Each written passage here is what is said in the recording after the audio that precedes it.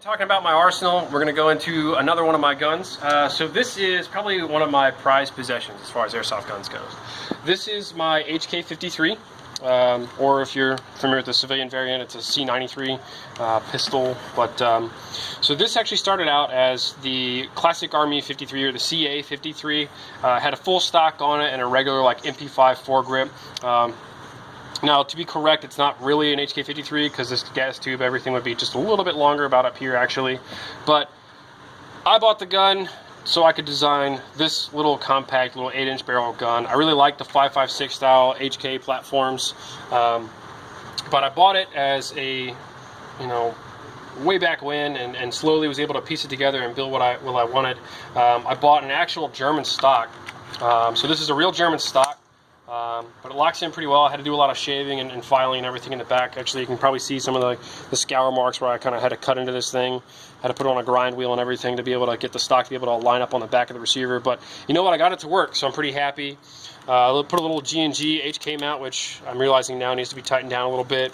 Got a bunch of mags for this thing now, so I have a bunch of high caps and mid caps and low caps and everything for it. I bought, from overseas actually, I bought this grip panel that has the light in it. And I mean, it's an old bulb and everything. It's not like all the LED stuff that we have now, but if I was going into a dark area, at least I have flashlight on my gun. It runs on CR123A batteries, so I'll get like maybe 15 minutes of use out of it. My little fake Trijicon up top. For an 8-inch barrel gun, this has been an incredible performer. I bought back when we had a sale on a bunch of VFC guns, I bought a VFC M4, which is a basic, I think it was actually the Echo 1 Platinum Edition M4s. I bought one of those and took the gearbox out of that because it came with 16:1 gears and I wanted faster gears, and the gun was just cheap, and I knew the gearbox would fit in here, and I knew it was the easiest one for me to upgrade. So I put a VFC gearbox in here with those gears. I put a G&G torque motor in here. It's running an M110 spring, new piston, a couple other little compression parts that I fixed up. But I mean, this out of the box, or not out of the box, but where it sits now is shooting right at 380 feet per second. So I'm still right in the range that I want to be, sub 400, so I can run it full auto at a lot of fields. And it's really light, it's compact. I mean, this is an incredibly small gun, and being able to get behind it, like a lot of people have submachine guns that are way bigger than this. So magazines lock in like a typical M4.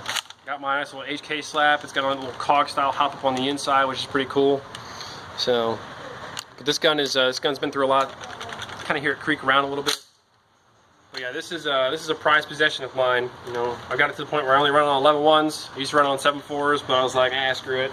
I want rate of fire. If I break it, I'll just rebuild the internals again. But that's it. That's one of my favorite guns that I've ever built. I think it's a hot looking weapon. It's been a big fan of mine for quite a long time, and eventually I will own one of these for real. Maybe even put a light and a stock on it and just pay my $200 tax stamp for something that's hot 5.56 short barrelness. But yeah, this is my HK53, and hope you guys like these arsenal videos. We're gonna keep doing more for you guys. We'll see you soon.